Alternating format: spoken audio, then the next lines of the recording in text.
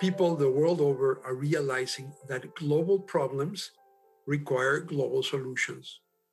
We are witnessing the ways in which what happens thousands of miles away affect what happens in our own neighborhoods. At a fundamental level, it has become clear that no country is safe until every country is safe.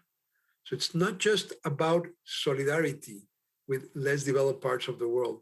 This is also enlightened self-interest. And our university has a long history of being involved in seeking solutions to what's been called local challenges. That is to say, complex and often seemingly intractable problems ranging from climate change to extremism and violence. But these are problems that need to be dealt with both at the global and at the local level. That's why we call them local challenges. As we look to what the world will look like after the pandemic, there's a lot of talk about a new normal, but I believe we really have once in a century opportunity not just to build a new normal, but a better normal. And we actually owe it to all the millions of people who have suffered to apply the lessons that we have learned throughout this pandemic thus far. And one of them is that we need to follow science. But all too often, the work of scientists, analysts, policymakers, and business leaders focuses on data. And while data is absolutely an essential element of responsible decision-making, we must also make sure that decisions being made take into account the human experience. We must address global challenges with a balanced approach that integrates the natural and the social sciences as well as the humanities. It is not enough to engage in labs on the science of diagnostics, therapeutics, and vaccines. We must also engage in communities to understand the deep social inequities that have characterized the distribution of the devastating consequences of the pandemic and explore how the humanities can keep us connected through crisis. Here, universities have an important role to play in translating knowledge into action, turning life science discoveries into technologies and clinical practice, and also turning social science insights and humanistic creation into healthy behaviors and effective policies. One of the ways our students and alumni can help carry out that role is by taking both the knowledge they acquire here and our shared civic values into the world as Peace Corps volunteers. Today, you will hear from some of them during a panel discussion, and I trust you will all be inspired by their life-changing and world-changing experiences. While I must depart for another engagement, I look forward to seeing how their example resonates with our community. Thank you once again for joining this timely celebration of the Peace Corps 60th anniversary. Thank you, President Frenk. We would like to continue with a presentation by Taylor Maher. Originally from Chicago, Taylor spent 2 years working alongside the Ministry of Agriculture in Guatemala and now serves as a regional recruiter for South Florida. Welcome, Taylor. Thank you so much, Dean Bacas. Thank you so much, President Frenk. It's great to be here with you all. I'm going to share my screen really quick. Yes, so again, thank you so much for being here. It's a great celebration. Today is, like President Frenk said, the actual day that the executive order was signed, March 1st, 1961. So we're very excited to be celebrating, and for it to be Peace Corps Week, we always celebrate around this time. So I'm really happy to be here, and I hope you are all excited as well to learn a little bit more about Peace Corps, which is what I am here to do today and present for you all. So we're gonna get started with some Peace Corps trivia. To get us set up, we do have a Q&A box. Please type in the answer that you think goes along with each question. There will be 4 questions. So just put in whatever you think. Let's get this going. Okay, in what year was an executive order signed to establish the Peace Corps? And if you were listening earlier, you may have gotten it. All right, 1961, 1961. 1958, 1960. All right, we had a few, the very first ones were correct, 1961. Like I said, March 1st, 1961 was when we started, that executive order was signed, and we've been serving ever since. And which US president signed this executive order? Let's see, what do you guys have? JFK, Kennedy, great. All right, we got it. Good work, everyone, good work. John F. Kennedy signed that executive order back in 1961. And how many people have volunteered since the agency was founded?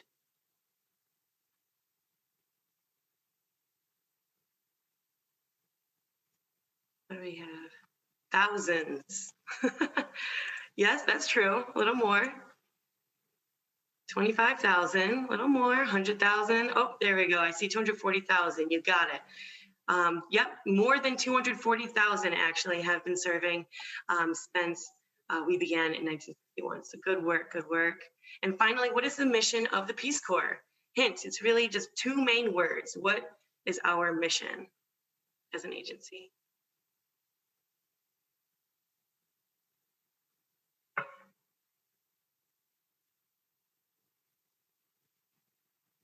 Peace and unity. Good guess. Share peace. You almost got it. One more. No one. Peace and prosperity. All right, those were really good. Good try. Our main mission is to promote world peace and friendship by fulfilling these three goals: to help promote, or to help the people of interested countries in meeting their need for trained men and women. Number two, to help promote a better understanding of Americans on the part of the people served. And finally, to help promote a better understanding of other peoples on the part of Americans.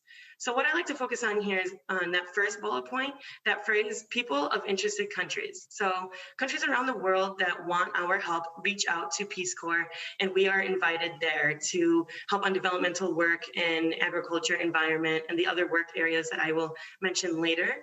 And we really collaborate with the people of the communities. We work with them rather than for them, so that they can effectively and sustainably improve their communities. And then the second and third bullet point really touch on the intercultural exchange. So how can we, US citizens, bring those American traditions that we have from our friends and family back home and share them with the countries, the host country nationals that we work with and those community members that we live with? And then what can we do to share about our experience or about the culture and the beauty of those countries that we serve in, and share that with our friends and family back in the United States? And just a little more information about me. I was a Peace Corps volunteer in Guatemala from 2018 until 2020. I was in the rural extension assignment area, which is part of the agriculture concentration. Again, I have another slide coming up, talking a little bit more about that. My primary project was in fruit tree trainings, and what this looked like, I worked with a representative of the Ministry of Agriculture in Guatemala, and we worked with 5 different community groups and did trainings on how to prepare, maintain, and harvest fruits from fruit trees. So that was a lot of fun and got a lot of people involved, which was great to execute. And then secondary projects were English classes and Zumba dance classes. Again, I'll touch a little more about what secondary projects are in a bit. And some languages spoken. I had Spanish and MAIA. So in Guatemala, there are over 20 different indigenous Mayan languages, and I had the great opportunity of learning one of them while I lived with a host family there. And this really exposed me to their culture as well. Like, I really learned about the old ways and traditions, and the blouse I'm wearing today actually is a traditional blouse or shirt that Guatemalans wear. It's woven by hand, and this would be seen more on the coast of Guatemala. My host family, when they went, they bought it for me. So that's why I'm wearing it and representing it today. And then I went to the University of Iowa before I went off to Guatemala, majored in human physiology with a minor in Spanish. And then when I came back, I started my amazing job here with the Peace Corps as a recruiter here in Miami. So just some qualifications and statistics about us. We do require that you are 18 years of age or older and you are a U.S. citizen to be a Peace Corps volunteer. I also like to focus on that statistic that about 95% of our volunteers have at least an undergraduate degree. That just goes to show we are a competitive application. And if you do not have a degree, 3 to 5 years in of work experience in a specialized field will work as well. We also like to represent the diversity of the United States. So as you can see, 34% of our volunteers were minorities, and we are working to increase that number every day. And then as you see there, also 3.2% of our volunteers were 50 or older. So that's just a little pitch. If you are 50 or older in that age group, there is no age cap to being a volunteer. So if you want to go and serve, you can. And like I mentioned, there are 6 other program areas or work concentrations: agriculture, environment, health, youth and development, education, and community economic development. And you really work with placement on what you think you would do best in and where your skills would work best as well. But like I said, you can do those secondary projects. So if you are interested or you love sports or something like that, you can bring that to your community. If there's a large need for more physical activity in the community, then bring those skills that you have and work with the community members to execute projects. And where do we serve? Practically all over the world. So if you are interested in going somewhere specific, you can tailor your application to that. For example, I wanted to go to a Spanish-speaking country, so I chose that in the application. And I was given 4 options, 2 in Nicaragua and 2 in Guatemala, and I applied for Guatemala specifically. But if you are willing to go anywhere, you can also choose that option, and the Peace Corps will look at your resume and determine where your skills would work best and where you are needed most. And here is pretty much a snapshot of the application process. In normal times, it takes 7 to 12 months for all of this to really happen. For me, it took about 7 months to go from applying to departing. And I'm really here to help with those 1 and 2 sections there. Our website has a lot of great resources, but you can kind of get lost in it. There's a lot going on. So I'm here to help you navigate the website. And then also with the application, you do have to submit a resume and a motivation statement. So I am here to help you craft that best motivation statement and resume so that you are the strongest candidate that you can be. And so if you do want to learn more about my experience or more about the application process or just Peace Corps in general, this is my contact information. You can send me an email or give me a call. These are my work email and phone number. I will also be sending out my information in the chat.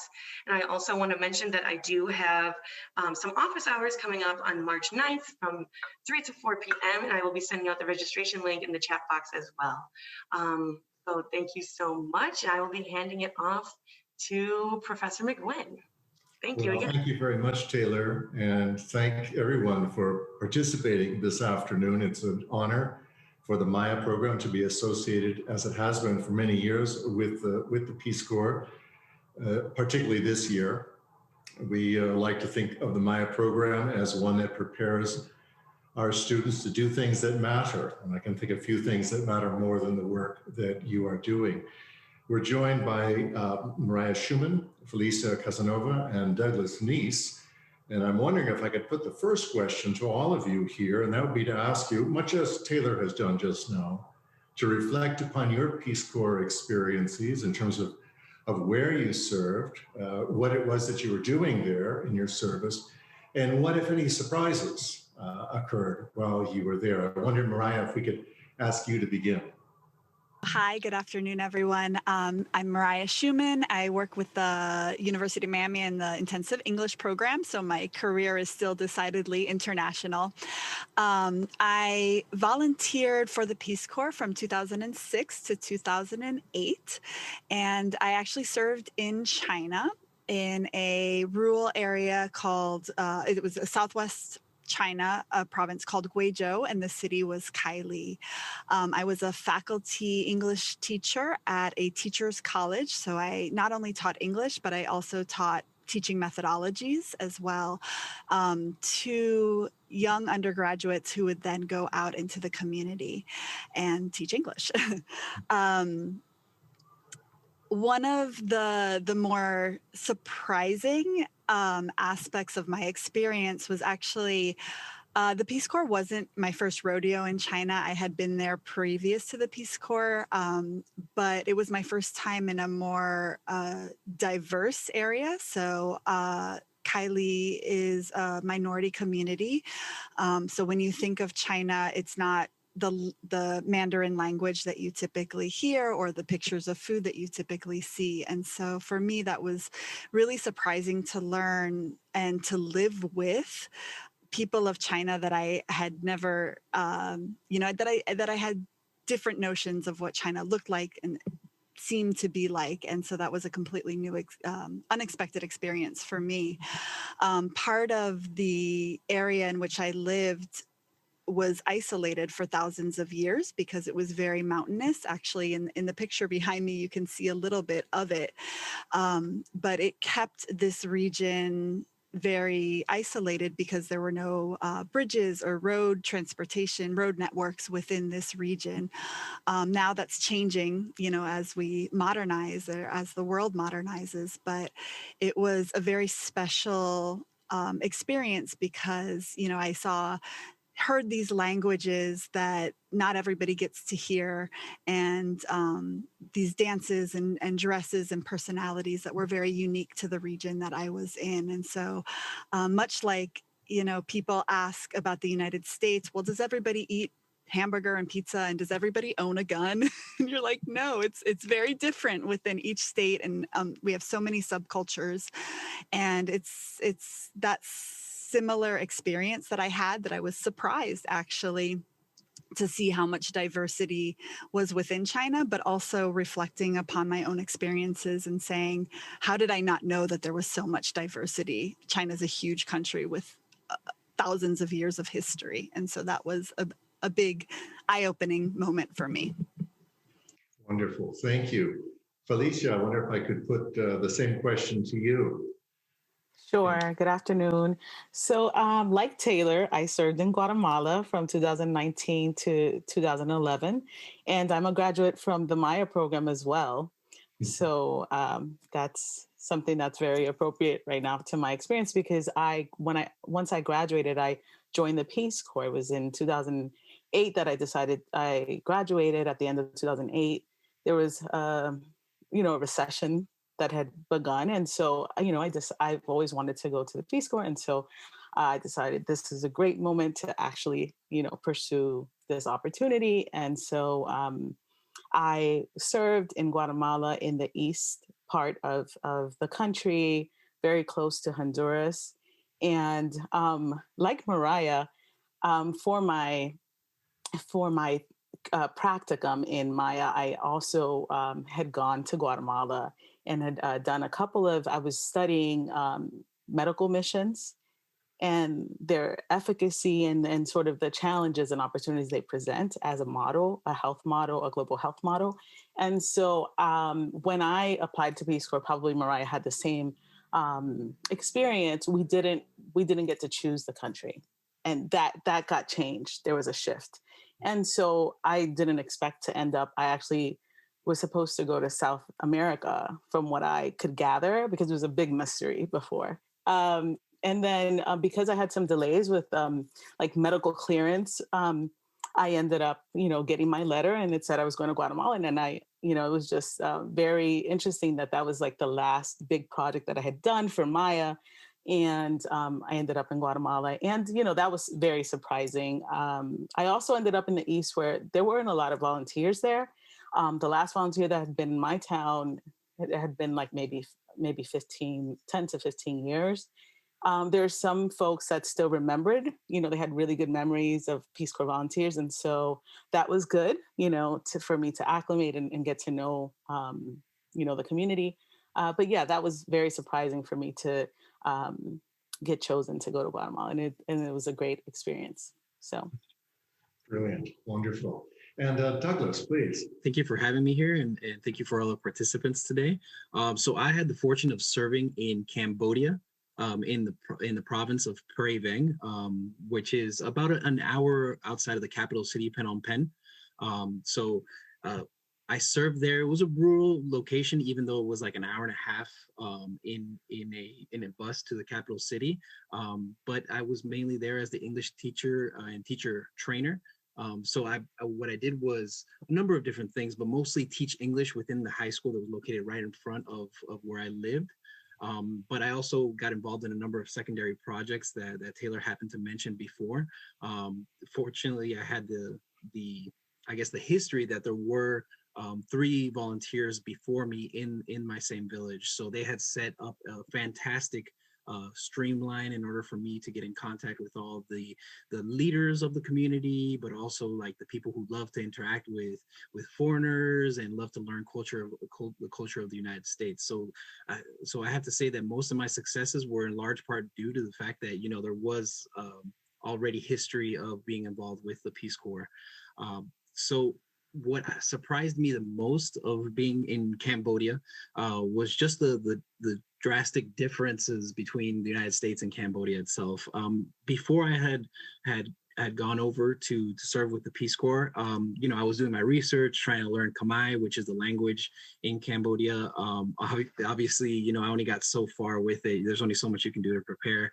But just what impacted me was just how friendly and kind and welcoming the people of Cambodia are, especially if some of you know some of the, you know, sad history that has gone on in Cambodia. The fact that they remain so open-hearted and loving to the United States and the American people just took me by storm. And to this day, I have a number of contacts that I still reach out to and talk to from Cambodia. So very, very happy to have served there. Thank you, Douglas. And in fact, you and I were talking about that a little bit before the program began.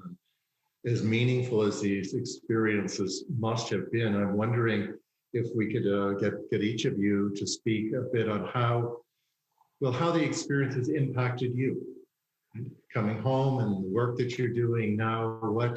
How is that experience informing your lives? I wonder, maybe Mariah, if you would mind getting us started again.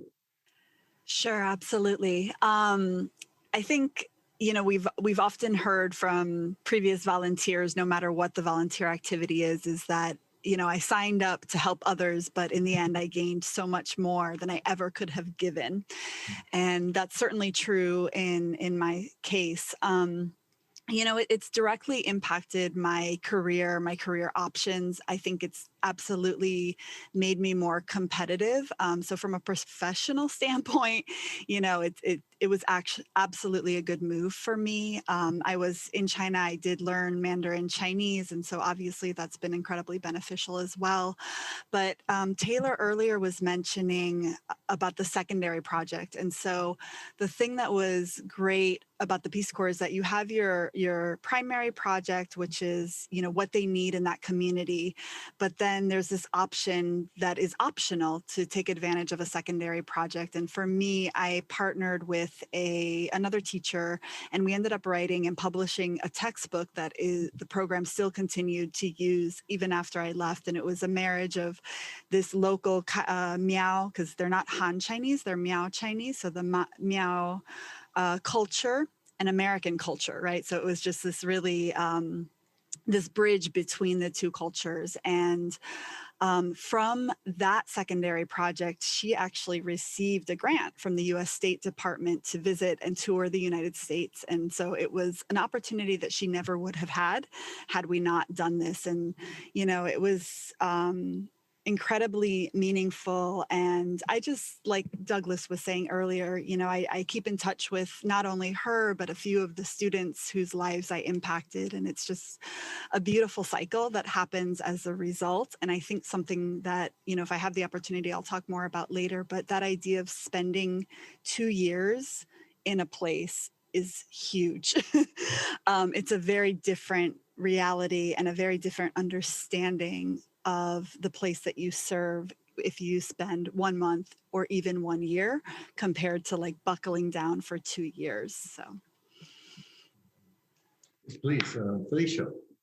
Sure. And I want to apologize because I didn't say what my role was in the Peace Corps. I got caught up in the other questions about surprising experiences. And so I was a municipal development volunteer in my community. I guess that would fall under the community and economic development section. I was charged with working with within the local government, the municipal government, in the women's office.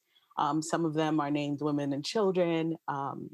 And so I worked there on social projects. We partnered with the civil society organizations.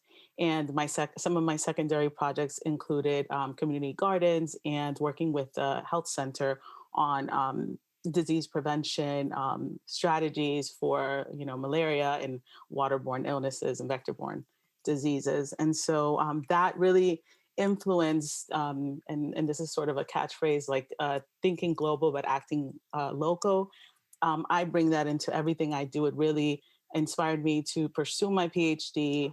in sociology, but also with a health focus. I'm a medical sociologist and I study immigration and the health of immigrant communities here in South Florida. Particularly my dissertation's on the farm worker community, many of which are from Guatemala, the highlands, who are here in South Florida. So it's very connected. It's very close to me, and it's been very beneficial, and it's broadened my perspective on how you approach research as well, right? Because I was going in with my training from MAIA, right, and then getting that experience was, just so valuable to inform my future prospects in research trajectory, in how I think about research. I think about community-based approaches to health disparities, and so it's really been very influential to my career and my identity. Good. Thank you very much for that. And Douglas, please. Yeah, I mean, it's hard to sum up how much the Peace Corps has really impacted me, honestly. The truth is that I feel like there's a number of ways that keep showing up or just manifesting themselves in my life that really can be traced back to my experience in Cambodia. I would say that the most that it's impacted me since I've returned has been my ability to just, reach out to other individuals, and my ability to be comfortable in situations where maybe before I would have felt a little bit uncomfortable, or I would have perhaps second guessed myself. But really being outside of my comfort zone within Cambodia, being in a country that I really didn't know too much about before I arrived, and then having to approach individuals, realize that it's never as bad as you can really imagine it, and then be able to strengthen that bond and be able to stir up a relationship, and then perhaps, build upon that. That's got, I have to say, the biggest impact it's had on me so far. But there's a number of other impacts as well. For example, when I first returned from the Peace Corps in 2017, I think maybe 2 weeks after I arrived, Hurricane Irma hit South Florida. And, as many of you I'm sure experienced, there was power outages and issues and, a number of things like that. So just the ability to reach out to my community, having recently arrived from Cambodia, definitely was beneficial. And then I went on to fortunately receive the recruiter position at for the Peace Corps. So that really allowed me to enter into the community where I was embraced, and where a number of students, showed their true desire to help out people around the world. And through that, I really fell in love with the University of Miami, and fortunately was offered a position at the Toppel Career Center where I work today. And so it's hard to really sum it up. Oh, brilliant. And we love the Toppel Career Center here. I wanted to ask you all in terms of advice that you would have for students interested in service. But perhaps before that, I'd like to pick up on a point that Mariah made, which strikes me as something really important, and that is the ability to be 2 years in country. And I'm wondering if I could get each of you to speak to that the being able to be there for as long as you were and what that means. I don't know, Mariah, would you like to get us started with that?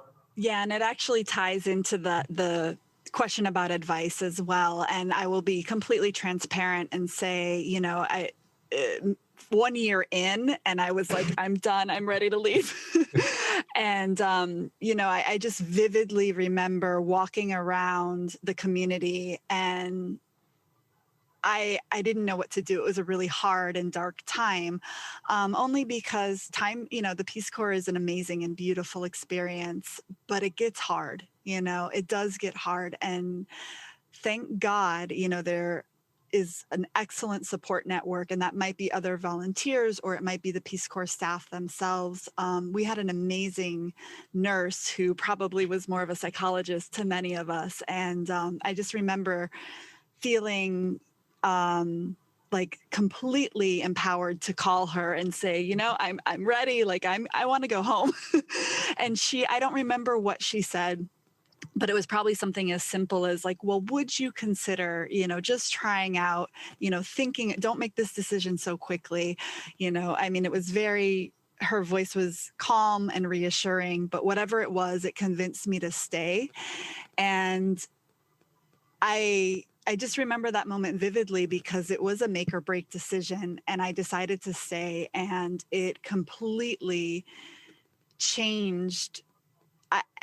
Again, like Douglas, I can't put it into words, but it was, had I left after a year, I wouldn't have gotten nearly what I had gotten out of staying for 2 years. And I just go back also to what Douglas was saying about confidence and being able to navigate out of difficult situations. And I think, you know, once you're able to overcome not only the hardships of living in a foreign country and potentially impoverished country, but, you know, the hardship of overcoming yourself and your own, you know, barriers or hurdles that you put up for yourself, you know, it broke something in a good way for me. And I came out of the experience much more confident and much more capable. And another thing, Douglas mentioned the hurricane, and I had to laugh because, you know, like once you finish 2 years of Peace Corps, a hurricane, you can do anything.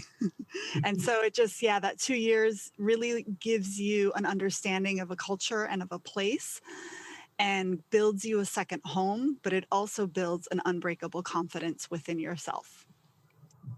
Right. Thank you so much for sharing that. I can imagine would be a thought on the minds of many people. And I'm wondering, Felicia and Douglas, if you wouldn't mind speaking to that question of having the 2 years, and then perhaps also touch upon what advice you would give to students, young people who are interested in being a volunteer. Maybe Felicia, if you wouldn't mind. Sure. So I 100% agree with Mariah, and you know, you have to lean into your social networks, no matter how far they may be within country.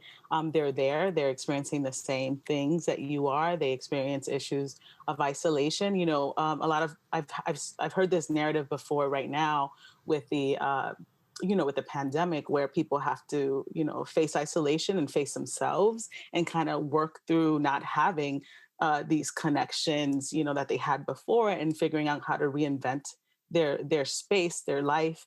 And you do a lot of that in Peace Corps. So, you know, it's a lot about, you know, getting to know yourself, and then also getting, you know, as Mariah said, breaking through and really being comfortable with your surroundings, your community, the people that are, you know, your hosts, the people you will have at least 1 or 2 people that you really connect with, that, you know, people are so open to you and want to extend, you know, their families to you and offer support. So, you know, you try to, you know, really engage in those relationships, as well as your work there, the purpose you have there.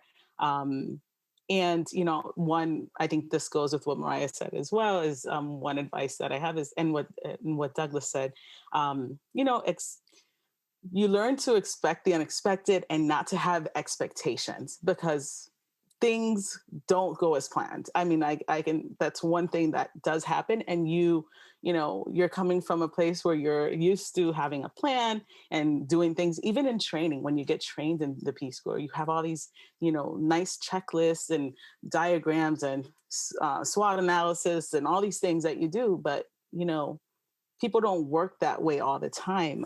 Events don't go the same, the meetings don't go the way you think they will. And you have to be patient, and you have to think on your feet, and you get all those skills that you never think about, and that they take you a long way throughout, any situation, personal, professional, interpersonal. And I would just say, try to be patient with yourself, with people, and expect the unexpected, not in a negative way, just not to have high expectations of everything you do, or just set expectations, because sometimes the expectations are, surpass your expectations. They're just not, they don't look the way you thought they would look.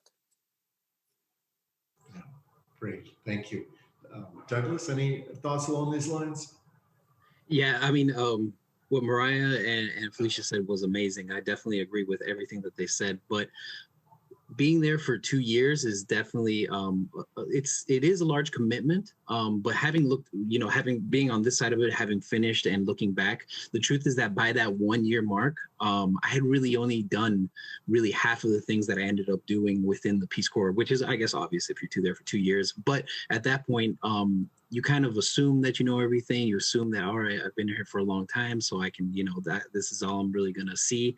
But the truth is that that what I feel affected most of my colleagues, my fellow Peace Corps volunteers, was that fear of missing out back home.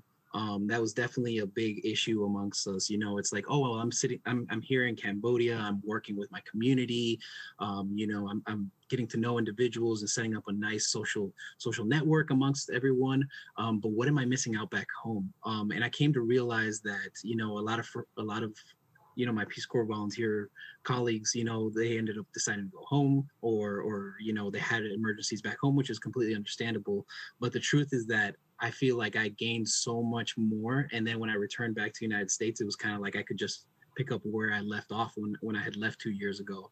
And, not only did I pick up there, but I had all these other enriching experiences, a new language I had learned, a country that I traveled and knew so well, a region of the world that I'd never visited before.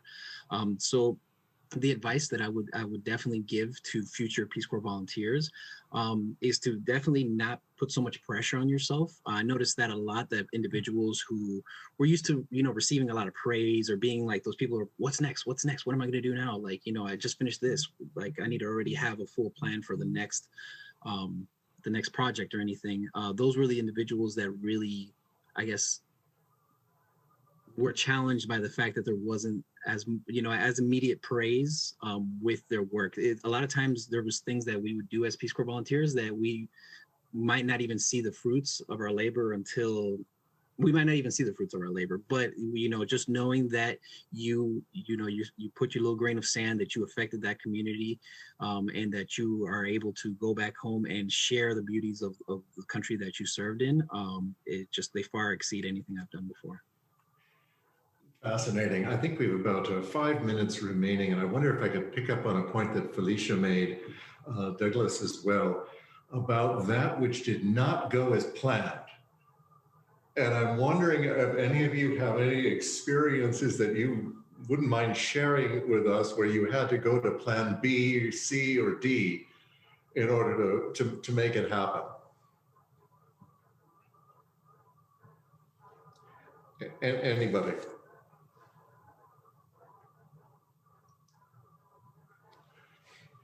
I know Felicia mentioned the, planning for, the unexpected. So, I think there are a lot of examples I can give. One example that, volunteers may encounter, when you finish your training in the headquarters, and you're given your site assignment, you're placed with a host family, and sometimes you're placed with a host family as well in training, but then you go to your site and then you have a host family, or that's the ideal situation. That didn't work out well for me. So unfortunately, I ended up having to move again. There are some issues with the family, but it wasn't the family itself. It was like there was a dog situation. There was other things that just didn't work out, and so it took me a little while to get just sort of adjusted in the community. That didn't go as planned. You know, that was a big one, because then I had to figure out where to live again. The project assistant came out and had to sort of coordinate that with me and the community. So that was, if I can name one, that was one that was big. And then within doing the actual work, there were times that you know, we were doing projects in a certain community, and there were issues within the community that didn't permit us to give the training or do the event for the event to take place, things like that. And then, you know, at first, because like what Douglas said, you want things done, you think that they're going to happen all the time. And, you know, people also have this idea of development work, that everything has to be you know, on infrastructure work, and it's not. You know, that's not what we're do. That's not. I don't think that's what the Peace Corps is, and you know, really founded around. And so, you know, you do have to. It takes time for you to see the fruits of your labor, like Douglas said. And you know, one of the most fulfilling things that I experienced was having that time there and actually seeing how the work that I did collaboratively with my community and my counterparts build capacity within women in the community, in their leadership. And that is, I mean, that's more valuable than, you know, I think building, I don't know, a bridge or anything else I could have done, because I could see it. I could see the change there. So. It does sound as though capacity in many different levels is an important element, and resiliency as well. In our last couple of minutes, Mariah or Douglas, or Taylor for that matter, anything that we're leaving out and ought to be emphasized? If I can, I'd like to elaborate a little bit more on what Felicia was mentioning. So, you know, going into my site where I was for 2 years, you know, so the volunteer before me, she had created a grant around building latrines within the school. And, you know, I've heard a number of these situations in the Peace Corps where it's like, you know, they don't have bathrooms, so that's what they need. Let's go build bathrooms, right? But the truth is that when I arrived, I think it was like 3 years later, after they had been built, they were largely unused, just because I feel that that's not really, like, the community really had a desire around different aspects. And, you know, maybe it was perhaps more of a water storage system, you know, which I ended up creating a grant to fund. And then, you know, through that water storage system, it was easier to use the latrines. So it was basically, sometimes it's, you go into a community kind of assuming like, oh yeah, they would need these different aspects, when in reality, there's a lot more that goes into, you know, a community really taking advantage of it. And a lot of what I did in my community was female empowerment, you know, different camps for, you know, bringing female students in order to the capital of our province, in order for them to be trained on a number of subject areas that, you know, can help them during their life. And I found so much more fulfillment through those activities than, you know, building a water storage system or the latrines or, you know, different aspects like that. So you go into a community thinking perhaps, oh, this is what they're going to need, but it isn't until you meet them and really find out what their needs and their lifestyle is like that you can actually make those decisions. So it's almost easier to go in without expectations, I would say. I wondered, Mariah, any last thoughts? We're about at the conclusion of our this part of our program. I have so many, so I will try to be brief, but just some words of advice. I mean, I was 06 to 08, so however many years ago that was, I am still very close with my Peace Corps group of friends. And so, but we make an effort to stay in touch. And so I think, you know, if you're able, like Felicia mentioned, having a strong social support network when you get in service, you know, make the effort to have your American friends, your other Peace Corps friends really bond and try to establish that. I mean, it does take effort because there were other groups with us that didn't make those efforts and, you know, are not as close as we are today. And, you know, we all have kids now, the similar age range. We have reunions and, you know, it's a beautiful, beautiful thing. And what's so beautiful about it is that we're really like-minded individuals all across the US, you know, but we connect because we have this similar experience, but it doesn't come without work. The other thing is that goes for host country nationals as well. You know, I think one thing that distinguishes the Peace Corps in the 2 years is that Peace Corps minded people really make that effort to become friends and integrated into the local community. So as much as I'm good friends with my American Peace Corps volunteers, you know, 80% of the time, 90% of the time, didn't spend time with them or talk to them. It was only like during the holidays and special times. And I really integrated myself into the community and into the language.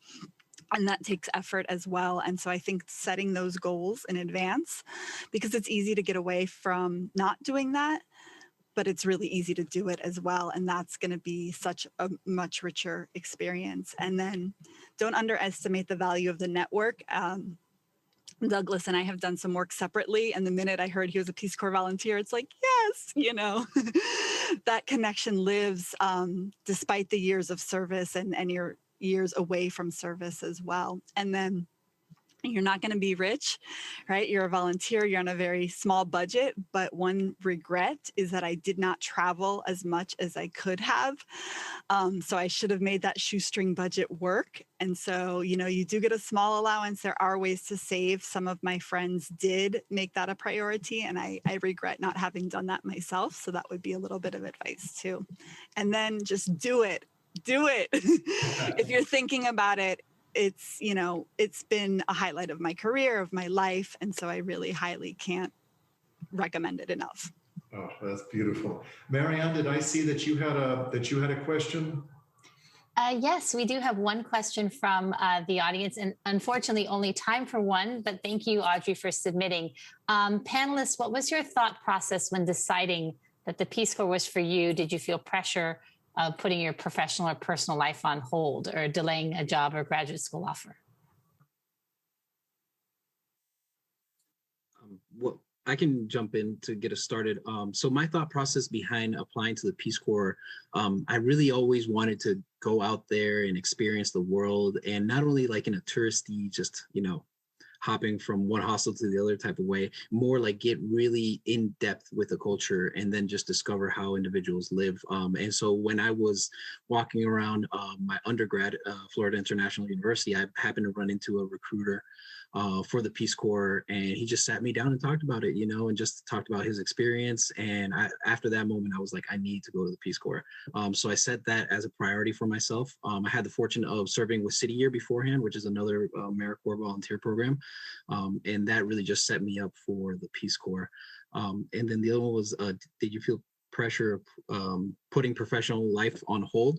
Well, fortunately, once I returned from the Peace Corps, I actually got my master's degree at the University of Miami. So I feel like, if anything, it really allowed me to explore the world and find out more about myself, and then realize that, all right, when I get back, I want to, you know, focus on a different discipline or a different industry. And that really helped me out in that way. And I think, please. I think there is something to be said, you know, to continuing and taking advantage of those circumstances. But I would say, you know, that the Peace Corps, that service is going to make those experiences much more valuable, those graduate experiences much more, or professional, more valuable and more rich. And, you know, you might even change your mind in the process. And so I think ultimately it saves time, and it builds within you something that you wouldn't otherwise be able to access. So, like I said, I graduated from the MAIA program, and I was at a crossroad, and I've always wanted to go to the Peace Corps, but I did want to pursue my PhD, and so I thought it was a great time to go, and because that was a goal of mine, I did put. So you can say technically that I put my career on hold, but I don't. Like Mariah said, it really informed my decisions and my research. So that was great. Also on a personal level, I was in a relationship. I am still in the same relationship. We have children, and it was fine. It worked. I'm not saying that it works for everyone, but it is. That's our love story. So that's another part of it. That's nice. Wonderful. Well, for my part, I am very grateful to have been able to spend some time with all of you and look forward to getting to know you further. So it's been a real privilege for me. I'm wondering, Marianne, shall I turn it over to you? Yes, thank you so much. We do have a video presentation from the Peace Corps. It's a short 3-minute video time capsule, if you will, of images of the last 60 years of the Peace Corps that we'd like to share, and then just some concluding remarks to end our event. So stick around for that.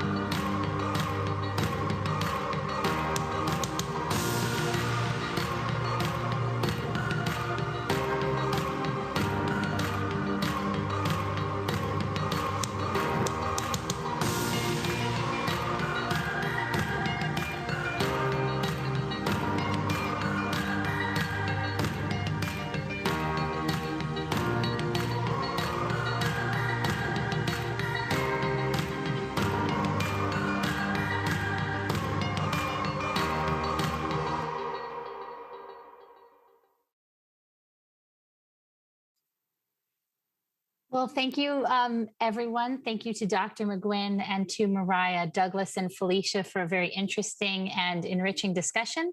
I'm Marianne Tobin. I'm Assistant Dean for Professional Education and Personalized Learning at the College of Arts and Sciences. And I want to thank all of you for joining us today and to extend a special invitation for you to join us at a follow-up event that will be Wednesday, April 21st at 6:30. I put the links to register to that event in the chat. The MAIA program is very excited to be welcoming former UN President Donna Shalala and former Director of the Peace Corps, Carol Bellamy, who are both returned volunteers. They are coming to speak to one of our MAIA classes in international organizations, but we are opening up the first part of that class to the community via the webinar link that is now in the chat. So if you go to that Peace Corps 2021 link, you can RSVP for that and hear a talk specifically from our very esteemed guest, President Shalala and Ms. Bellamy, Director Bellamy. We also hope that you would consider joining us for future MAIA events to stay informed with what the MAIA program is doing. We encourage you to visit maia.miami.edu. We also have many events coming up for Earth Week, which is the same time. So Earth Week is April 19th to the 23rd in collaboration with our Green U initiative at the University of Miami. We have some exciting events around energy security and environmental sustainability that are all virtual, that are open to the community, and we hope you'll join us for that. And lastly, this event was sponsored by the MAIA program and our colleagues at the School of Education and Human Development's Community and Social Change program. So if you are interested in either of those programs or being involved in any of those initiatives, we do encourage you to reach out to us via the MAIA or the School of Education websites that are in the chat. Lastly, a very special thanks to our President Frenk for his wonderful introduction, to Dean Bacchus, to Taylor, and our fantastic guests. We do hope to see you again on April 21st. Be safe, be well, go Canes, and thank you so much for joining us this evening.